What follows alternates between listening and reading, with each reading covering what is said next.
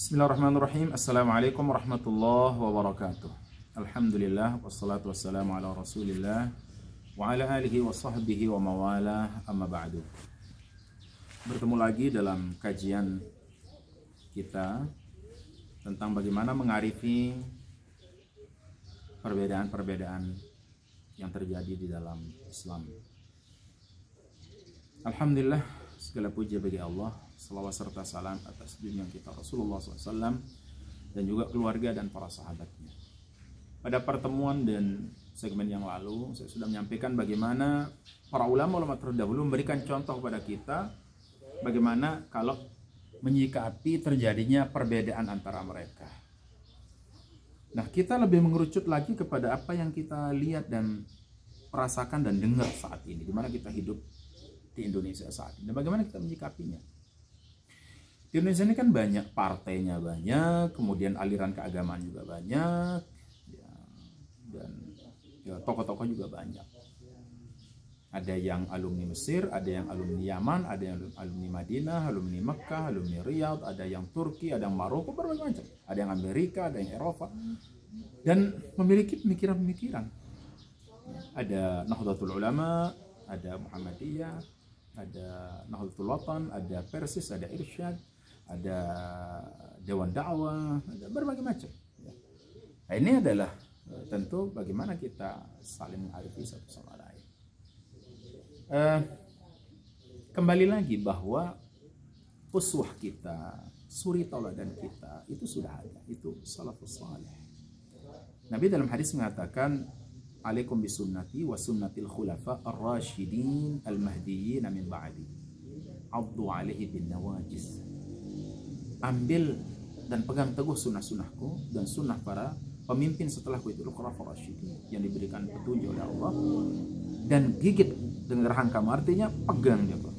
Apanya yang kita ambil? Uswah hasanah. Bagaimana terjadi perbedaan di antara mereka itu kita ambil. Begitu juga para sahabat. Ada hadis yang mengatakan, ashabi kan nujum bi ayyihim ihtadaitum ihtadaitum. Walaupun sebagian ulama mengatakan hadisnya dhaif, tapi di bab fadhil amal bisa diamalkan. Yaitu para sahabatku itu adalah apa? Seperti bintang-bintang di langit yang ikut memberikan penghias di langit. Jadi dimanapun kamu mengambil satu ibrah, satu pelajaran, satu usul, itu baik. Nah, saat seperti sekarang ini kan sering kadang-kadang satu bentrok. Yang ini pendapatnya A, yang ini mengatakan B. Lalu gimana menjembataninya? Bagaimana kita bisa bisa setidaknya mengakurkan dua pendapat ini? Memang pendapat perbedaan itu paling tidak di tiga poin. Poin pertama itu terjadi perbedaan dalam ranah tauhid, ranah keyakinan. Yang kedua di ranah hukum, yaitu fikih. Kemudian ketiga di ranah tasawuf, tariqat dan sebagainya. Di ranah tauhid, ya, di ranah tauhid ini terjadi perbedaan juga dari zaman dahulu, dari zaman sahabat, kemudian tabi'in, dan seterusnya, bahkan sampai hari kiamat akan terjadi perbedaan pandangan tersebut. Ya, dulu orang berbeda pendapat tentang apakah Nabi itu Isra Mi'raj dengan jasadnya atau ruhnya saja atau dalam mimpi, itu juga menjadi perdebatan yang cukup panjang. Sehingga lahirlah kemudian apa yang kita sebut dengan seperti Murji'ah, Qadariyah, kemudian Asy'ariyah, kemudian Wahabiyah dan sebagainya, pandangan-pandangan itu.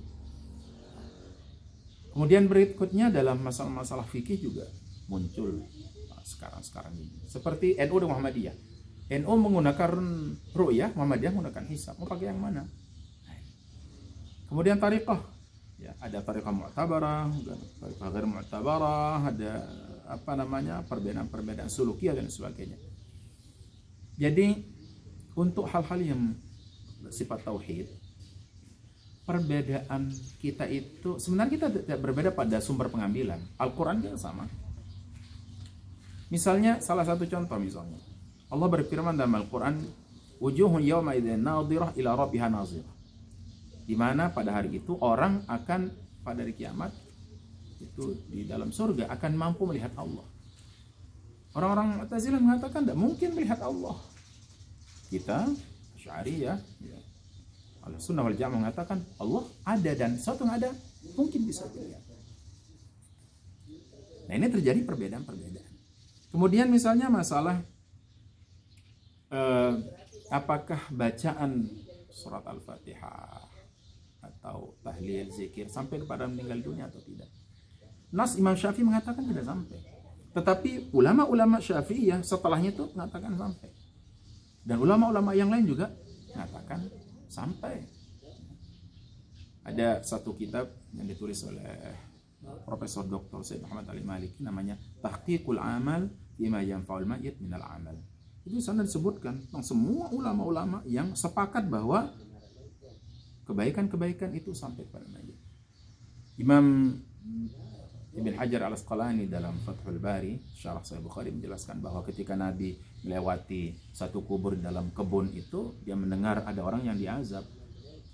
Diazab satu karena sering menggunjing orang, kemudian satu lagi karena tidak bersih ketika bersuci, istinja. Nabi kemudian ambil pelepah kurma, ditaruhkan di sana. Taruhkan di sana, kemudian Nabi mengatakan bahwa mudah-mudahan Allah meringankan azabnya selama pelepah ini basah karena dia bertasbih. Ya. Nah, di sana dijelaskan bahwa kalau tasbih pohon pelepah kurma saja bermanfaat, apalagi tasbih orang hidup. Nah, ini. Tetapi kelompok-kelompok yang mengatakan bahwa itu adalah khusus bagi Nabi, itu khususiat bagi Nabi, tidak khusus bagi yang sahabat yang lain. Ya. Itu adalah satu pendapat. Oleh karena itu, bagaimana kita bisa menjembatani ini, ya, dalam arti bagaimana kita bersikap bijak terhadap pendapat itu ketika misalnya ada orang berpendapat seperti ini, ya kita berluas dada lah untuk menerima perbedaan. Begitu juga dengan kelompok sebelah, ya, ketika ada orang yang mengatakan ini, kita berlapang dada lah. Kenapa? Karena kita ini sama-sama mukmin. Kita ini, yang saya khawatirkan itu nanti kita ini sholat setiap waktu, kemudian ibadah setiap waktu, tetapi ada rasa kebencian dalam hati kita. Ada rasa apa ya? Rasa ukhuwah yang terganggu dalam itu sangat berbahaya. Kemudian dalam ranah fikih misalnya, ada yang kunut, ada yang tidak kunut misalnya. Ketika ada yang imamnya misalnya kunut, ya walaupun kita jadi makmum tidak kunut, ya berdiamlah sebentar. Ya. Dan toh juga diam sebentar itu tidak membatalkan sholat kita. Ketika yang jadi imam itu tidak kunut, kita langsung saja ikut. Karena tidak kunut juga tidak membatalkan sholat. Kemudian dalam ranah-ranah yang lain, akhlak dan lain sebagainya, misalnya perbedaan pandangan, bagaimana melihat tradisi, budaya dan lain sebagainya, itu harus luas, jiwa kita harus luas sekali. Ya. Jadi sehingga ada satu yang kita pegang teguh itu apa? Ukhuwah Islamiyah, persaudaraan. Kan percuma kita sekarang ini Al-Quran kita hafal, hadis sekian banyak kita hafal, kemudian kita ibadah, tetapi setelah ibadah ada rasa benci kepada saudara kita. Innamal mu'minuna ikhwah. Al-Quran tidak mengatakan innamal mu'minuna ikhwanun, tidak. Ikhwah itu adalah dipergunakan dalam bahasa Arab menunjukkan saudara-saudara. Ikhwatu Yusuf, saudara-saudara. Kalau ikhwanun, saudara perjumpaan, misalnya karena saudara seiman, saudara sebangsa, itu ikhwan. Tapi ikhwatun, saudara-saudara. Nah, Al-Quran mengatakan innamal mu'minun, orang beriman itu seperti saudara-saudara, hampir saling mewarisi. Nah ini, oleh karena itu siapapun dia, NU, Muhammadiyah, Nahdlatul Ulama, Persis, Al-Wahdah, Salafi, Wahabi, itu saudara kita, semuanya saudara kita, ya. Saudara kita. Kalau ada mereka yang disakiti, kita punya kewajiban untuk menolong mereka. Jangan lihat apapun golongannya, jangan lihat apapun kelompoknya, jangan lihat apapun pandangan pikirannya. Karena kita sudah dipersatukan dengan tali hablul wasik, yaitu tali yang sangat kuat, yaitu wa'tasimu bihablillah jami'an wa la tafarraqu.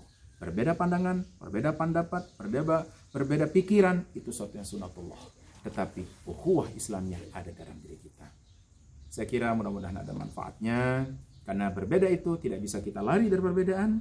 Ridhon nas ghayah la tudrak. Mencari semua orang setuju sesuatu yang mustahil. Ya. Oleh karena itu, mari kita berlapang dada.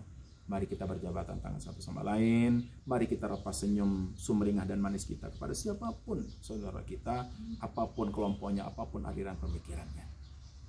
Mudah-mudahan ada manfaatnya dan berkah hari ini tersebar buat kita semua.